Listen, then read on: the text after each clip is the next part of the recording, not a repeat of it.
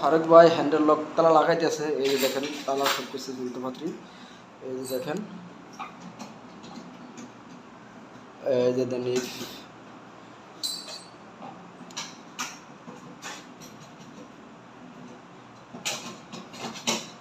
আচ্ছা, সকাল ধরে আমরা মানে কাজ করতেছি। এই যে তালা আসলে হয়ে গেছে। এই যে দেখেন, এই যে দেখেন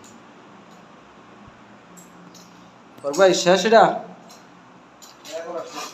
এই ধরনের মোটামুটি নাটগুলো লাগালে কাজ শেষ। এই দেখেন আমরা তাদের পুরা আবারও দেখাইলাম পুরো হ্যান্ডেল। এই দেখেন ফারুক ভাই, এই দেখেন।